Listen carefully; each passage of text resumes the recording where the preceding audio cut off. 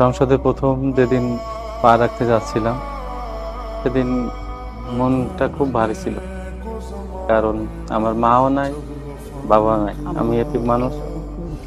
আর এলাকার মানুষ যখন আমাকে বারবার ফোন দিচ্ছিল যে আমরা তোমার দেখার অপেক্ষায় আছি, অনেকেই ফোন দিয়ে কাঁদতেছিল। এটা আমাকে খুব আবেগ ছিলাম, আমার নিজেকে ধরে রাখতে পারছি। তার মানে আপনার অনেক অভিভাবক, মানে বাবা মার সমান অনেক মানুষ আছে আপনার কাছে, আর তারা সবাই ফোন দিচ্ছিল আপনাকে। তারপর আপনি কেমন করে এলেন? তারপর কোথা থেকে রওনা দিলেন সংসদ ভবনের উদ্দেশ্যে? আমি গেলাম, আমি ছিলাম আপনার এই নাবিস্কো মহাখালীতে। কার কাছে ছিলেন? ছিলাম এক খালাবাড়িতে। খালাবাড়িতে। ওখান থেকে তাদের দোয়া নিয়ে সংসদে রওনা হলাম। কিসে করে রওনা হলেন? আমি গেছিলাম সিএনজিতে। সিএনজিতে করে রওনা হয়েছেন কেন? আপনার মনে হলো না আপনি সাংসদ একটা দেশের, আপনি একটা গাড়ি নিয়ে যাবেন, একদম রাগঢাক করে যাবেন, এরকম কিছু মনে হয় না? আমার কাছে এখনো মনে হয় না। এখনো মনে হয় না? অনেক ভালো লাগলো শুনে, অনেক ভালো লাগলো।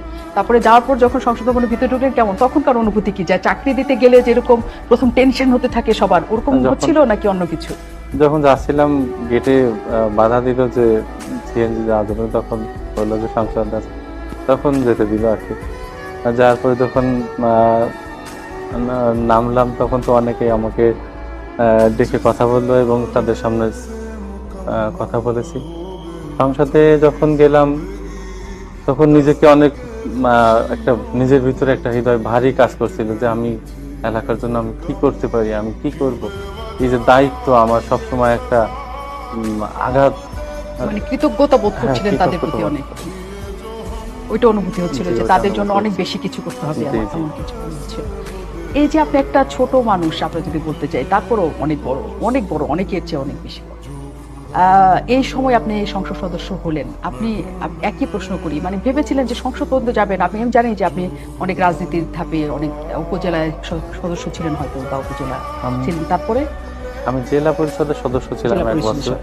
সেখান থেকে মূলত আমার ঘুরে দাঁড়ানো তো আঘাতের মাধ্যমে, যখন ব্যথা এবং আঘাত পেতে থাকলাম তখন আর কি ঘুরে দাঁড়ানো। আমার এলাকার মানুষ বিভিন্ন কারণে যে ভোগান্তিটা পাচ্ছিল, সেই কারণেই ঘুরে দাঁড়ানো।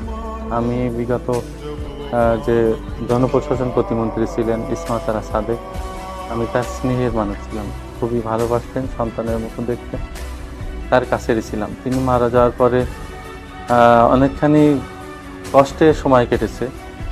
উনি মারা যাওয়ার 3 মাস পরে আমার মা মারা গেলেন, ঠিক ওই সময় করোনা।